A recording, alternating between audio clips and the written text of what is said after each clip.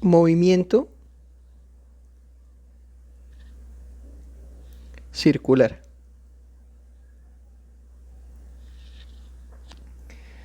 Entonces el movimiento circular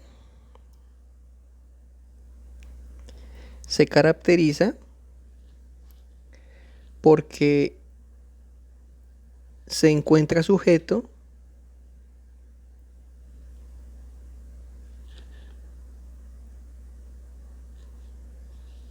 a un punto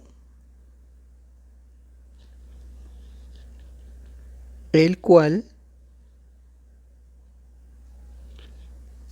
genera una trayectoria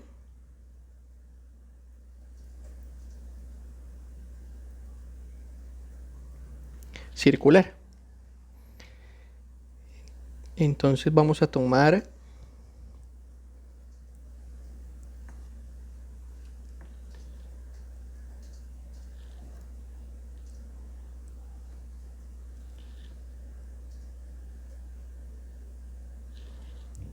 una trayectoria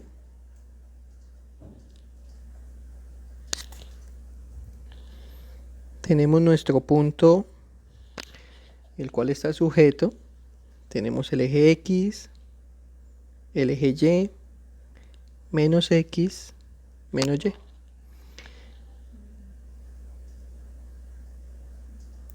Tenemos entonces un radio asociado al movimiento de una partícula. Vamos a tener entonces un ángulo θ.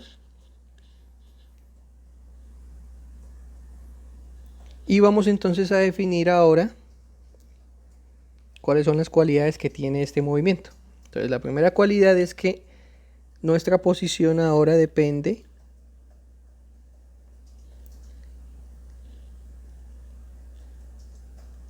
de ese que sería el arco. O sea que en el movimiento circular vamos a tener es un arco más no una posición. Entonces definimos el arco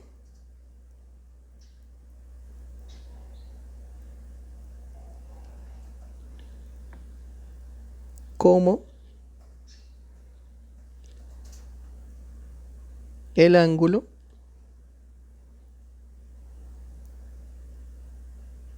barrido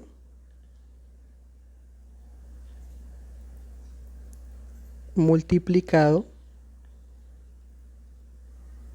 por el radio. Entonces decimos matemáticamente que S es igual a R por θ. Entonces nuestra primera característica sería que tenemos un arco que va a ser R por θ. Entonces cuando tenemos una variación de ese ángulo, entonces nosotros podemos decir que S sería igual a R por 1 de θ. Y entonces ese ángulo va a depender entonces de cómo nosotros distribuimos en la gráfica ese recorrido. Ahora lo que vamos a hacer es que asociado a ese movimiento, que ya tenemos el arco, entonces debe existir una velocidad. Entonces la nueva velocidad de la trayectoria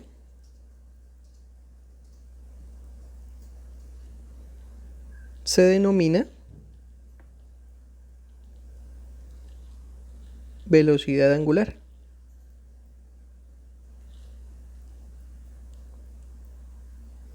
Y la denotamos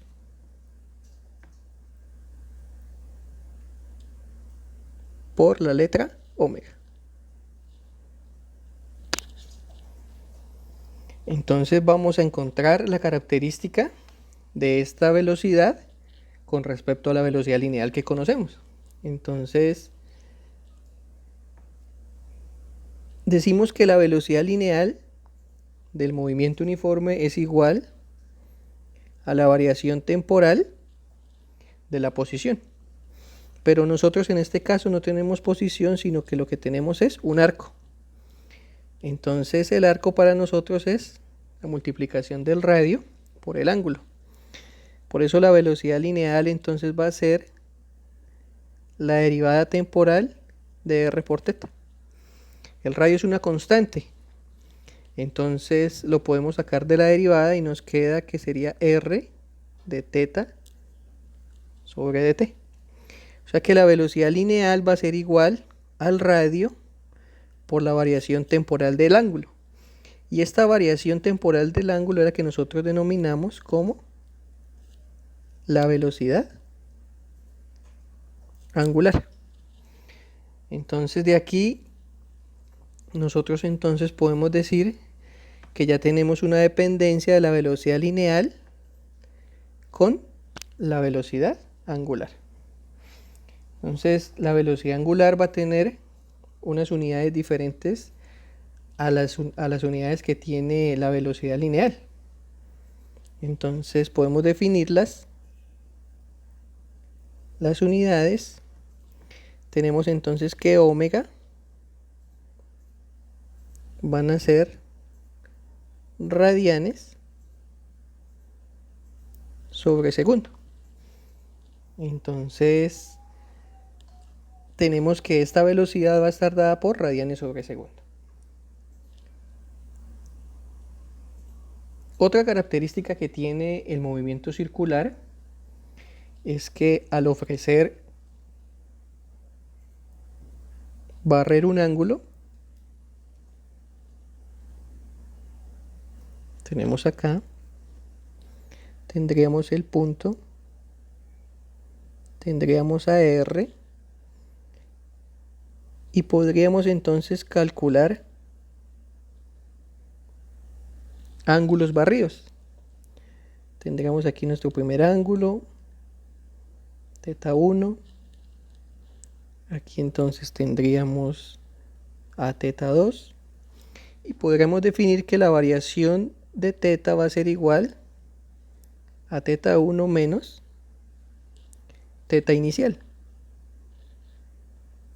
Menos un θ inicial. Esa es la variación del ángulo. Entonces ya sabemos que la partícula se mueve con una velocidad angular que asociada a ella tiene una velocidad lineal, que es una velocidad instantánea. Y aparte de eso, entonces va a tener, cuando haga un recorrido completo, un periodo y una frecuencia. Entonces vamos a definir ese periodo. Entonces, el periodo lo podemos definir como el tiempo que gasta la partícula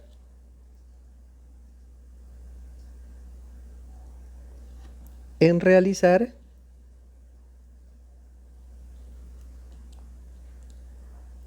un número de vueltas.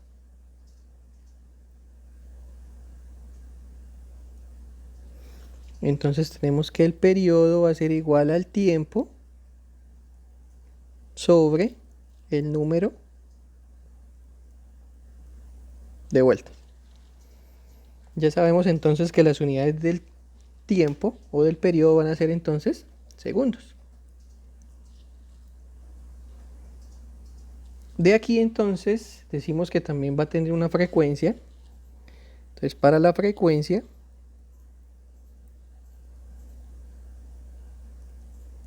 la definimos como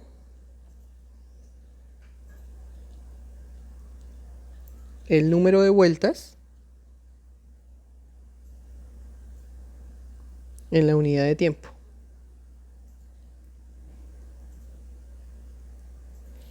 Entonces decimos que la frecuencia va a ser igual al número de vueltas sobre el tiempo. Entonces la frecuencia si no conocemos las unidades. Entonces vamos a encontrar las unidades de ella. Las unidades, entonces van a ser que F va a ser igual a 1 sobre segundos. Y esto entonces es lo que denominamos Hz. Entonces ya tenemos las unidades de la frecuencia, las unidades del periodo. Pero nos podemos dar cuenta que existe una relación entre ellos. Entonces, la relación del periodo y la frecuencia, entonces es inversa. O sea que el periodo es igual a 1 sobre la frecuencia. Entonces es una ecuación que tenemos entonces para definir el periodo y la frecuencia. Pero además de eso podemos definir también una relación que existe entre la velocidad angular, el periodo y la frecuencia. Entonces definimos la relación entre la velocidad angular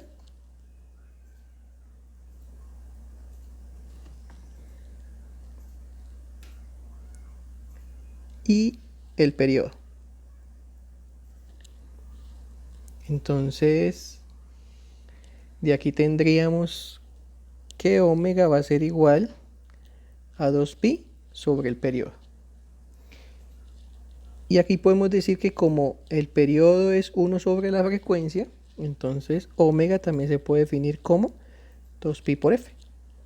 O sea que tenemos esta ecuación para la frecuencia y esta ecuación para el periodo. Entonces de esta manera ya tenemos entonces las particularidades o las cualidades que tiene el movimiento circular. Entonces si ya tenemos estas características, podemos definir ya un movimiento. Entonces definimos el movimiento uniforme circular.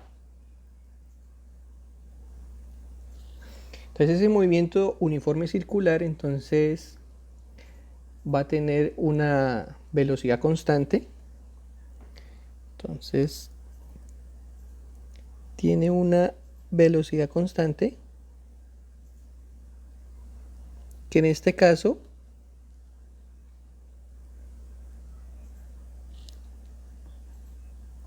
es omega. Entonces omega la definimos como la variación temporal del ángulo. Entonces podemos hacer una separación de variables porque tenemos una ecuación diferencial de primer orden. Entonces separando variables,